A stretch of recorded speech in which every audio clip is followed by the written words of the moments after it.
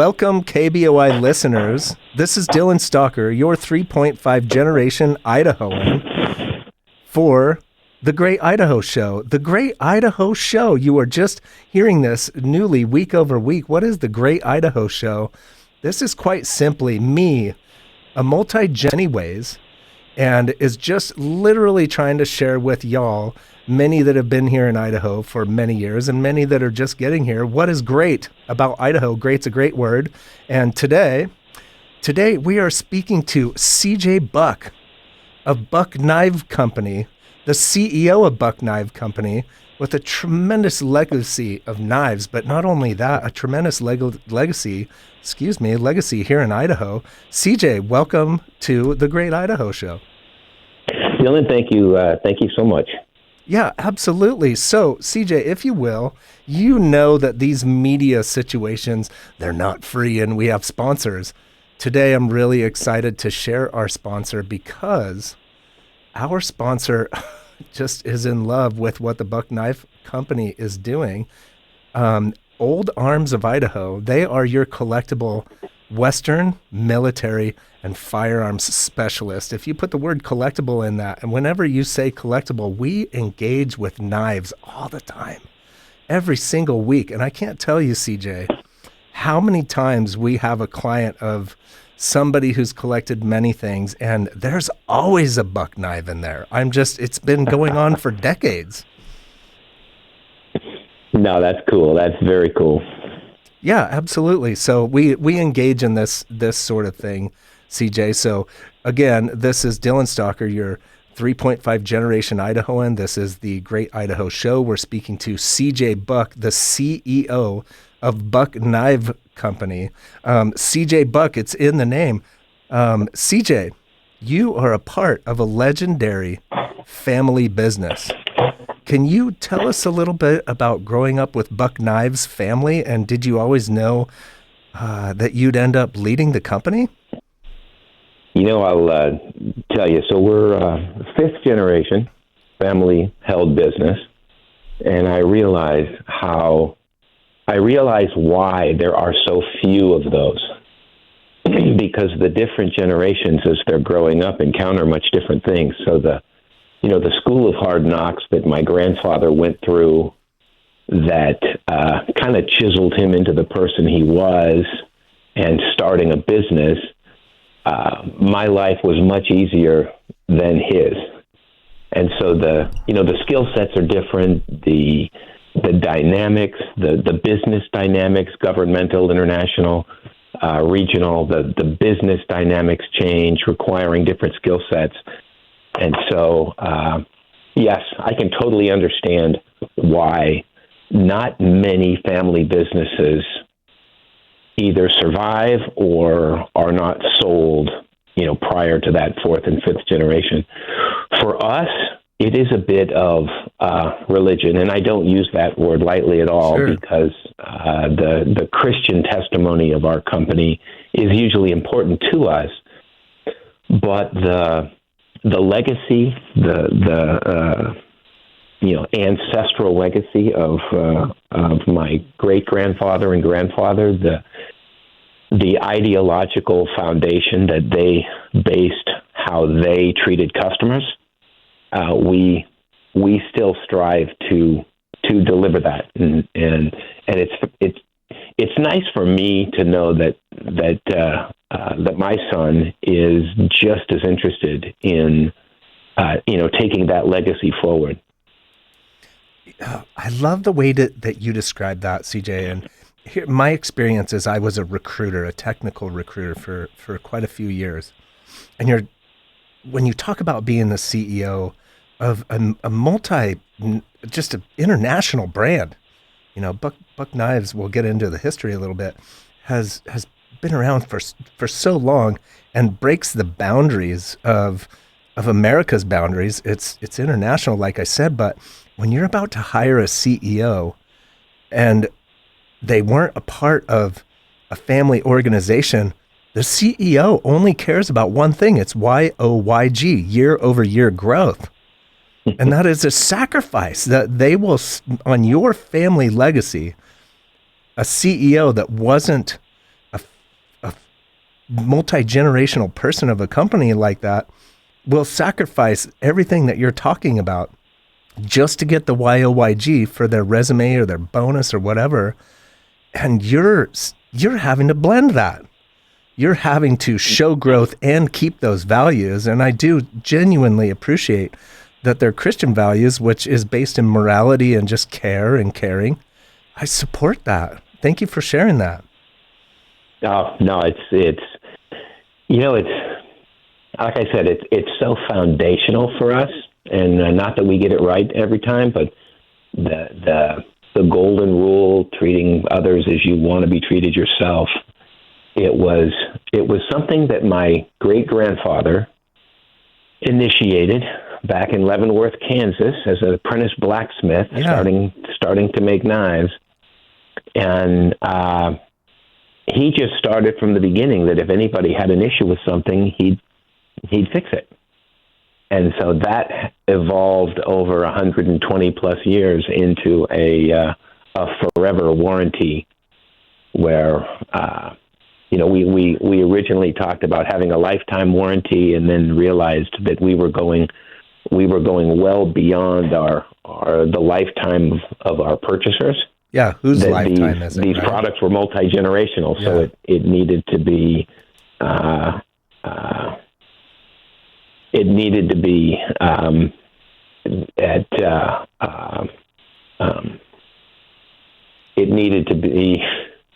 I'm sorry. My wife's writing me a note right now, so you are in the state. My wife is very distracting, and so yes, I love her to bits. But anyway, so let me get back to my story here. So my great-grandfather passed that on to his son in treating customers correctly. So we ended up with this forever warranty. Well, one of the interesting issues of having a forever warranty is that the quality, if you sacrifice the quality of your product, anything you save up front, you just pay for later because they all break. So this forever warranty became one of those foundational pieces that drove always pushing for best materials, best processes, craftsmen you could depend on, and thus the products that you could therefore depend on. And this comes to me, when he created the forever warranty, which is what a great motivation, right? That's pride. And pride is lost in the American business world today when it's just YOYG. But he created a forever warranty before social media and everybody could just be like, I bought this book knife and it failed in the first day. And then boom, you're having to manage a forever warranty through the immediate connection to everybody's service needs. That's got to be a bit of a challenge that's come to y'all, unless y'all have just stuck to a great knife, of which I know you have. Well, you're right on both counts in that it is a challenge, but it's also just a fantastic opportunity because so often, especially as a CEO, you are so insulated from customers. And as a CEO, you can say the stupidest things because you are insulated from customers. The warranty element really put our family in direct contact. Yeah. And as a throwback, my grandfather was a custom knife maker. So you talk about the very best market research, the very best consumer interactions, because he was dealing directly with customers his whole life. Sure, absolutely. And so that now then drilled into, my father took that legacy. Forward and I try and do that myself in maintaining those connections, attending consumer shows, really listening to customers, inviting letters. I try to respond to letters and emails and, Facebook and just try and maintain that connection to hear what people are really talking about. Well, I think that you are doing that today you're taking an hour to visit with somebody who just reached out to you like, hey, I have this Great Idaho Show. Would you be willing to talk? And that is a testament. Like, you've never Which heard is of another favorite subject of mine, Great Idaho. Idaho, right? I mean, so Yeah. we're coming towards the tail end of this segment. We're about to break into a new segment. CJ, when we get into this new segment, I do want to touch a little bit more about that vibrant history of where this got started, because, legacy matters today. There's so many fly-by-night little BS. I just came up with this great idea thing that are lasting for 3-6 months or 5 years. We're talking 120 years. We're talking to CJ Buck of the Buck Knife Company, who is the CEO. You've all heard of it, whether you like knives or not. You've heard of Buck Knives Company. This is Dylan Stalker. I am your host of the Great Idaho Show. I'm a multi-generational Idahoan. Buck Knife Company right here in Idaho, giving jobs and making great knives. We'll be back here right here on KBOI, and thank you for listening this morning. Welcome back, KBOI listeners. This is Dylan Stalker, your 3.5 generation Idahoan, talking about what's great about Idaho and in Idaho. This is the Great Idaho Show. Today, we're talking to CJ Buck, Buck Knife Company. He's the CEO. He is generationally involved. CJ, let's get back into the history. Tell me just a little bit more about the origin of Buck Knife Company, because it's something that I have studied to be so raw and real. It's just like somebody had an idea and they put it out there, put some values to service about there, which you've continued today. How did a little bit more detail about the start of it all? Okay, well, my great-grandfather, Hoyt Heath Buck, H.H. Buck, he was born in Leavenworth, Kansas, and as a young teenager was an apprentice blacksmith, and he just was picking up the used-up files on the floor, and he made knives out of them, and that was how he contributed to helping the family make ends meet. So this is in the early 1900s, 1902, 1903. Can I say something about that real quick? Sure. There is, when you talk about files, we're talking about like coarse wood files or horse hoof files. It's a hardened steel that's already produced, and he's taking this and reforging it into a blade. You have this new media like forged in fire and people taking good steel and making it into blades. I would love to see one of these knives that he made. I hope there's like a museum the next time I travel through, and please correct me if I'm wrong, but I saw it with my own eyes. Post Falls, Idaho, right? That's yes. Buck Knife Company is in Post Falls, Idaho. Yes, we are exit 2, so we're right on the Washington border near Spokane. Man, I love that it started from taking an existing thing and turning it into something that, I mean, it's 120 years. Yeah, what was interesting is he got his start. So people back in Kansas, they would buy these grub hoes, and he would braze a hardened steel edge on the front of those grub hoes. Oh, okay, yeah. And they would last because they had this hardened cutting edge. The rest of the hoe was still nicely ductile, but the cutting edge was hardened, and he would, they'd last 3, 4, 5 times longer. So these farmers around there would pay to the blacksmith shop to have him do this. Well, what my great-granddad discovered was the heat treating element, and this is going to get into a little bit of knifedom. And we're in Idaho. So you're welcome here, CJ. Knifedom is always welcome in Idaho. So when you talk about heat treat, when you talk about what a knife blade is supposed to be delivering, it has to be ductile enough to take a beating. Yeah. It needs to be hard enough to hold an edge, and it needs to have enough corrosion resistance, not to destroy itself in use. And so you're always balancing those three, and usually you get to pick any two. It's either super soft, stainless steel, so it doesn't rust at all, and won't hold an edge at all, but you can bend it sideways. It's super ductile. So you usually get to choose ductility and hardness, like a tool steel, like these files we're talking about, or you get ductility with corrosion resistance, but no edge retention. So you're always trying to balance the three. What my great-granddad, what Hoyt discovered through trial and error, was that by taking these files that were they were hard and brittle. They're little clunks of steel, so the brittleness didn't really matter for them. Yeah. But they were hard and brittle.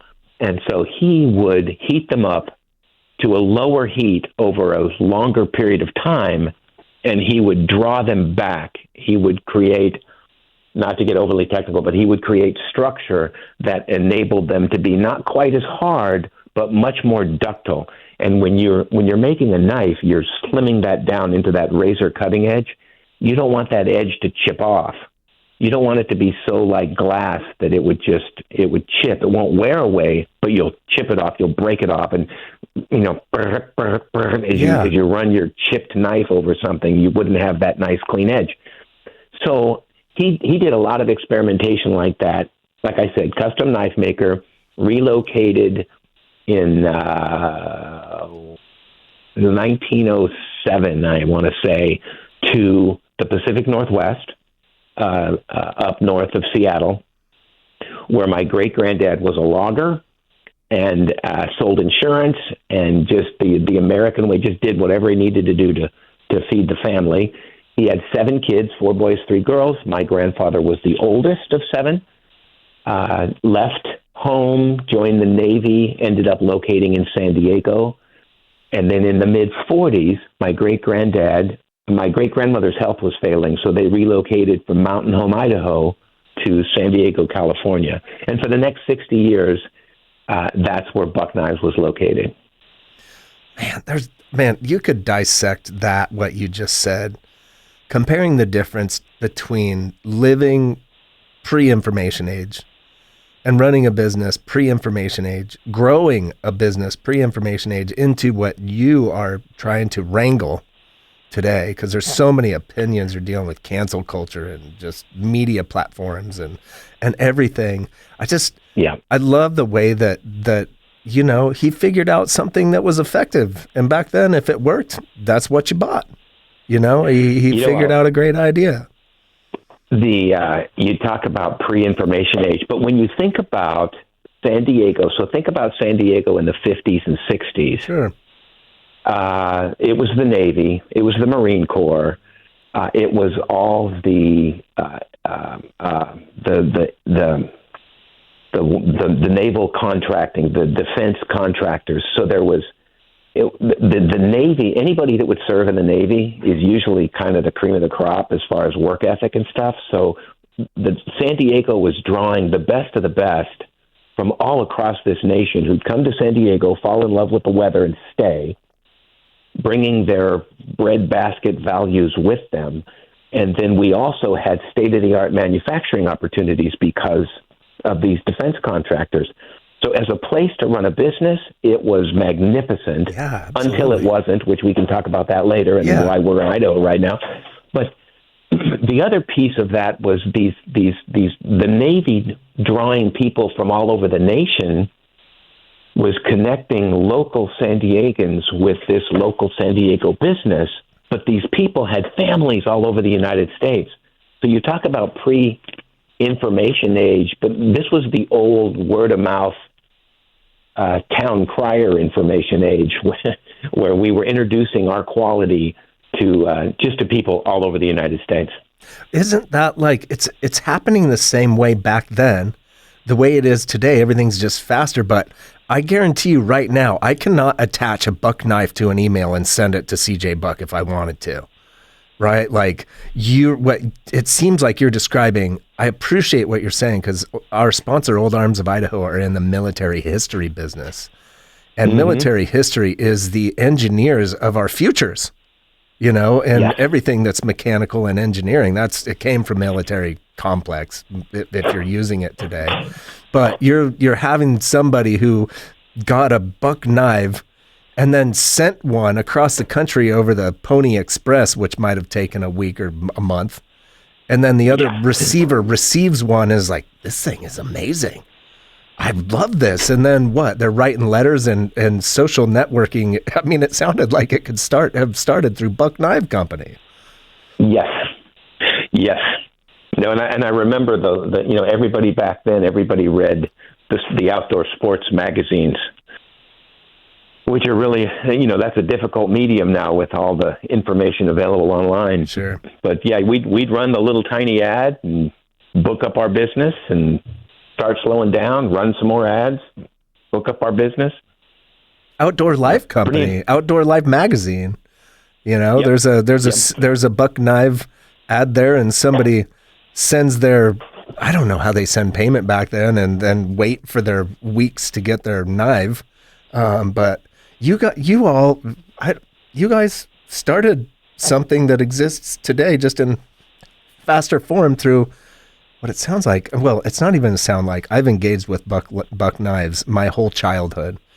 If you were a child that was born into an adventuring family, we'll call it, I guarantee you engaged with a buck hunter folder at some point, or a buck 110 at some point, no matter what your political orientation is. And as a child, as a boy, what I hope to be would be described as a man today, I loved them. I'm just like, I always wanted one, had one. And whenever you got your first one, you were just like, I've qualified. I'm a man now. I tell you, that knife, so the 110 folding hunter, wood handle, brass on both ends, 4-inch blade. It was the Goldilocks of knives. It wasn't too big, wasn't too small. It was just right. And I will say something else about knife design, that the more specific you design something, the less useful it is. So the 110 was that perfect little clip blade, 4-inch blade that you could skin a deer with, trim electrical wire with, carve the fence properly. You could, you could put your girlfriend's initials in the tree. Yes. It was a jack of all trades that made it was functional for anything and not specifically designed for a specific purpose. And I think, sometimes we over specialize and get into the Maxwell Smart, where something is so specific it's almost non-useful. Are you going to have any cell phones put into your knives soon or something? Not yet. Not yet. Let me say this, CJ, out of respect to the program, our timing. I love this conversation, CJ. We are talking to CJ Buck, a Buck Knife Company. This is Dylan Stalker, your 3.5 generation Idahoan, the Great Idaho Show on KBOI, 670 AM, 93.1 FM. You can listen anytime at thegreatidahoshow.com, and we're going to come back here after this segment and talk a little bit more about the art and craft of knife making. Welcome back to the great KBOI listeners. We are listening to The Great Idaho Show. This is Dylan Stalker, your 3.5 generation Idahoan. Coming back, we've been speaking to this hour to CJ Buck. I mean, there's a name for you. Why is that a powerful name, a great name? Because CJ Buck is the CEO of Buck Knife Company. This is a multi-generational family legendary business that happens to have their headquarters right here in Post Falls, Idaho. Idaho is great. That's why we're talking to CJ Buck. And this segment here, we're going to get a little bit more into the art and the craft of knife making. CJ, in this previous segment, you talk that whole concept, and it as a CEO. Look, you can get good, fast, and cheap. You only get to pick two. Yeah. Right. You mentioned those three factors of a knife. What were those three factors again? Okay, so from a blade performance standpoint, it's ductility, so tough enough to take a beating, hard enough to hold an edge, and still resist corrosion. Because when you think about corrosion, and that, because everybody gets, I don't want to hit it and have it shatter like a piece of glass. Everybody gets the ductile point. Yeah. Everybody gets the hard enough to hold an edge point. What people don't always understand is the importance of the corrosion resistance, and it's not just about rust spotting on the side of the blade. when you think about the surface to mass relationship from a razor sharp edge, there's a whole lot of surface and not a lot of mass there, because you're down to a super fine edge. So just a little bit of corrosion is going to use up that edge faster than you cutting with it. So sometimes people who like knives made out of these tool steels that are super hard, hold an edge, but they don't resist corrosion, that works for some people because they will care for it properly. For other people, you have to think about, if I carry this knife more than I use it, the corrosion resistance might be more important to my edge retention than the hardness of the blade. And so when you think about how something's going to be used and how somebody might carry something, and you try and bring that into the design of the product and the choice of materials for the product. And we call that design with intent. But it's the thing about when you grow up in an industry like I have. We employ a lot of people, and having a nice company or a good company means you tend to hang on to your people for longer periods of time. Yeah. And so you get that tribal knowledge and understanding. And so the design with intent, we choose the materials for a purpose. We choose the weight, the thickness of the blade, how it fits in your handle, whether it'll be fixed or folding, how you're going to carry it. We try and keep that all in our minds while we're trying not to design stuff just because we can build it. We're trying to design stuff because a consumer would have a unique set of needs that will be solved by this particular product. I love to hear you describe that, because again, you're the CEO of a international brand, and you're leading. And again, I'm not claiming to be some CEO of an international brand or anything like that, but I just try to think like simplistically, naively, maybe in some aspects. You have to deal with the social media impact of a product that you put out. And you have a lot of knife interest happening with certain TV shows that I won't mention because this has nothing to do with them. This is all about the Buck Knife Company. But you almost have to play to each one of those little interests, and somebody's going to do a review on your knife, and it's going to be one of those three things that you can only have two out of the three, and you will lose because you're like, wait a minute, you completely overshadowed the fact that this knife is all around, and you show me one person that's going to purposefully leave it in the mud every day of their lives. And it failed. It failed at rust. I'm sorry. It's just stronger or harder, or it's one of the two. You've got to compete with all those, I don't know, Instagrammers. How's that impacted the business? Yeah. It is an impact.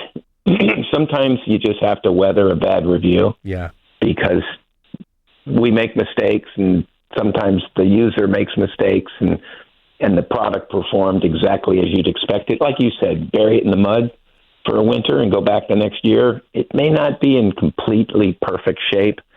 And so, we deal with those types of things. But the underlying thing is we are always just trying to do the very best we can. That goes back to the warranty comment in an earlier segment where if you're going to warranty your products, you really can't afford to not make them the best you can. Yeah, I totally respect that, because I deal in a business of returns.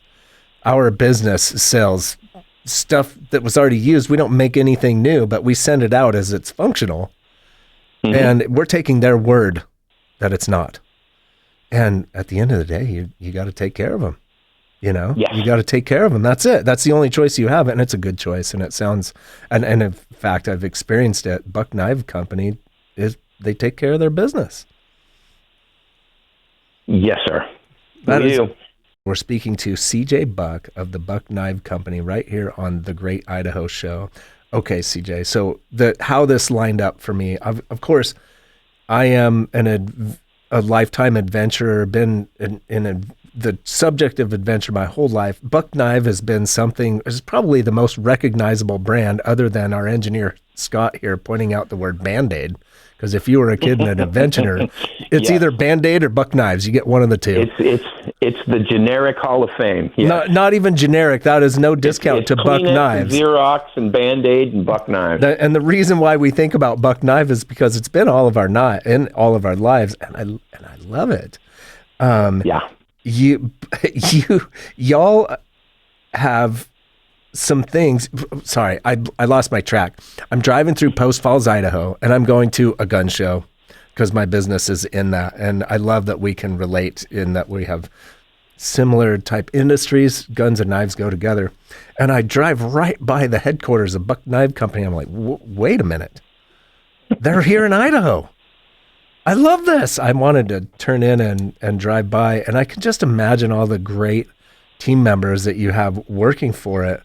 You guys, how many people do y'all employ up there in Post Falls? I want to say we're around 320 right now. That's such a great thing for, ultimately Post Falls and all that is a really small area as far as number of people living there. And we draw from Coeur d'Alene, Post Falls, and Spokane. And you got this opportunity. I mean, you can go work for a bank and count money in drawers, and you can go and clean carpets or do concrete or anything that you can think of that's a job. But you have the opportunity to give people a chance to work with something that's got, what is it, 120-year legacy? Yes, sir. That is, I love that. So, again, thank you for conversing with us today, CJ.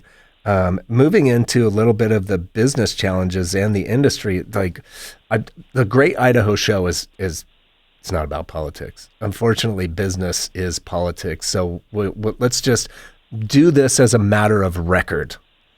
Why did Buck Knife Company move to Idaho? When did it happen? What happened?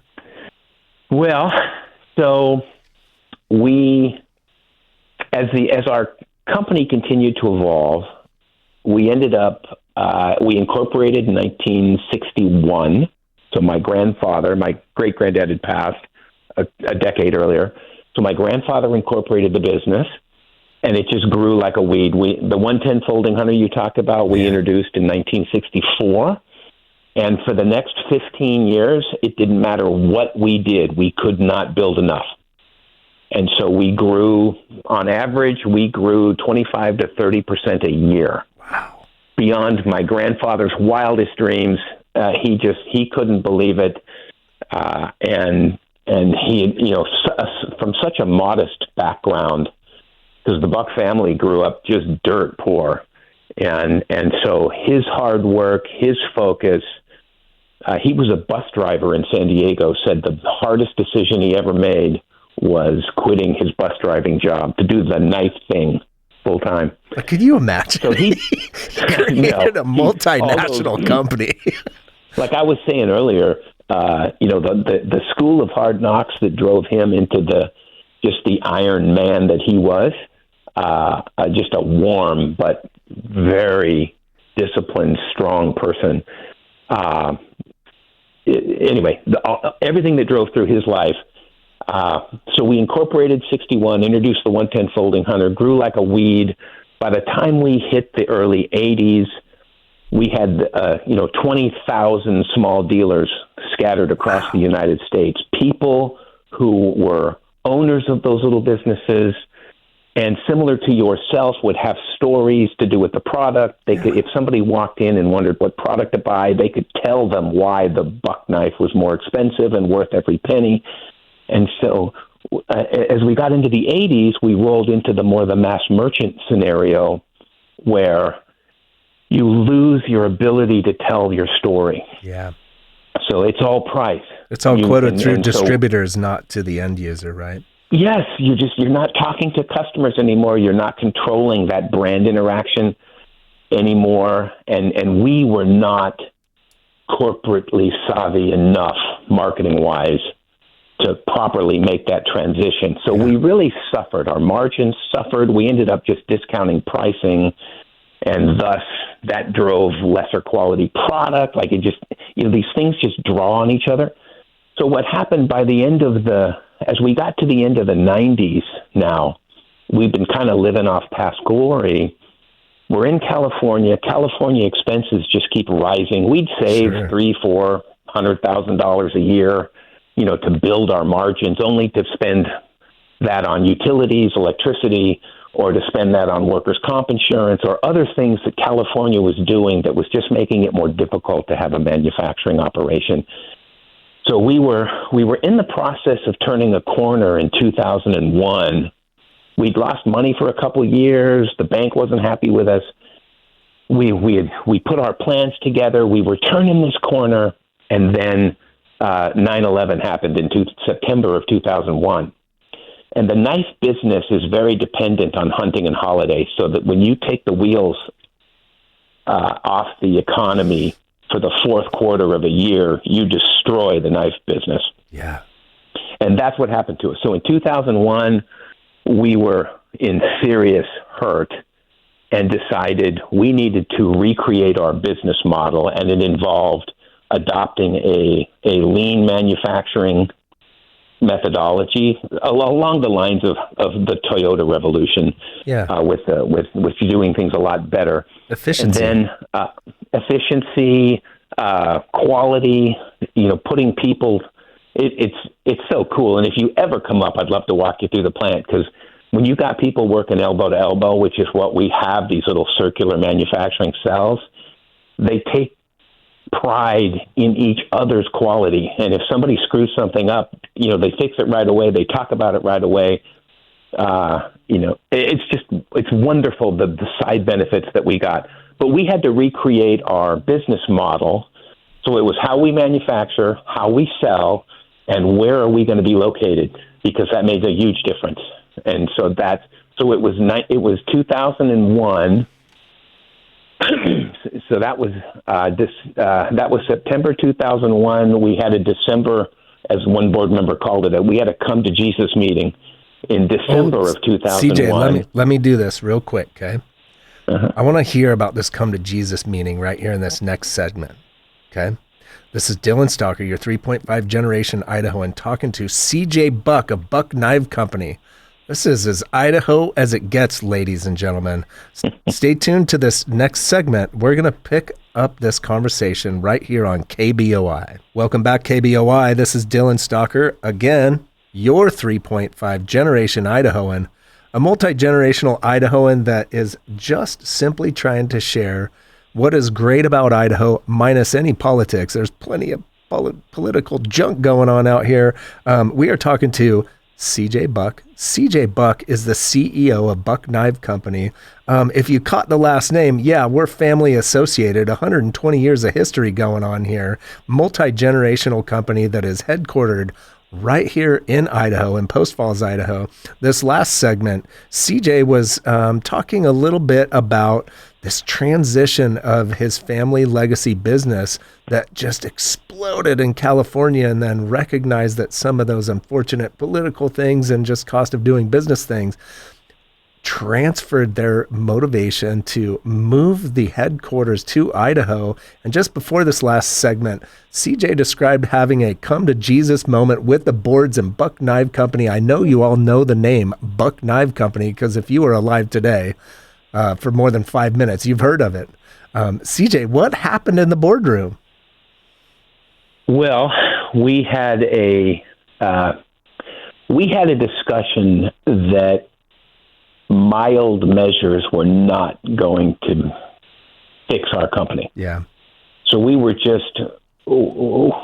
on a hang on with your fingernails and just slowly starve ourselves to death kind of a scenario.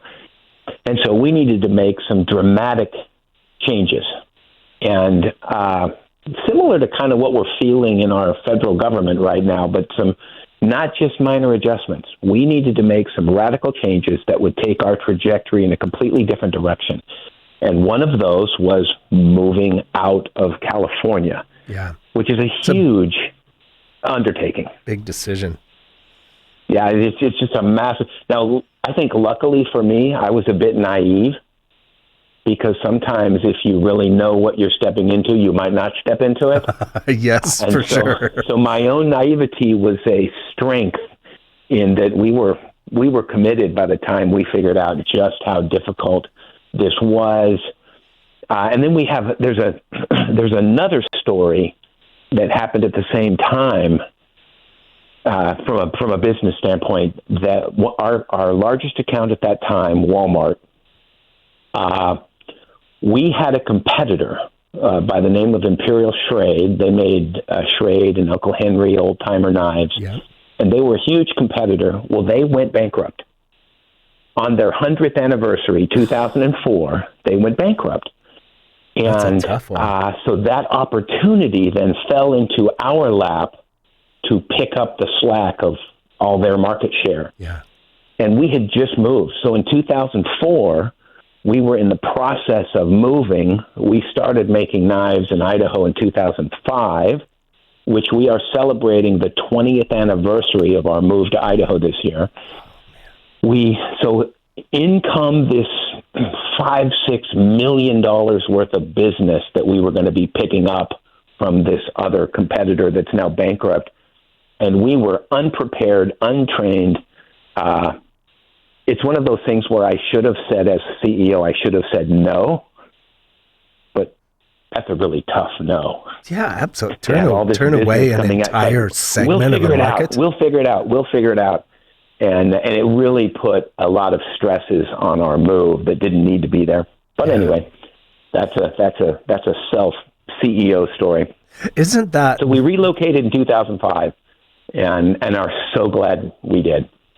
Yeah, 20 years in Idaho with that challenge that you just described. Like, I'm the CEO of my little business here, and there's some daily stresses that come of that. But that discovered, like, oh my goodness, did I do the right move? Did I do the wrong move? You don't have a choice. When in doubt, peel out. That's all you got to do. You got to do it. Yeah.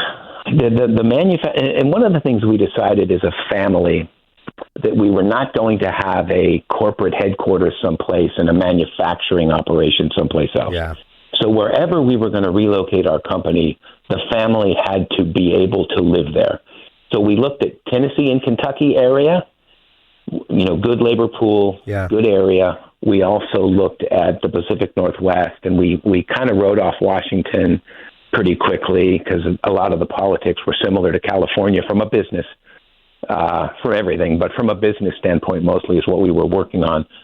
And so Idaho, the beauty of Idaho is that there is not a single urban center to outvote the rest of the state. So therefore, the common sense rural values, just understanding reality is so crucial in a rural environment. And so Idaho as a state, that's how the entire state is run. Like we have had from Governor Kempthorne, Governor Risch, Governor Otter, Governor Little now, we've had every single governor in our facility showing an interest, caring. That didn't happen in California. Yeah.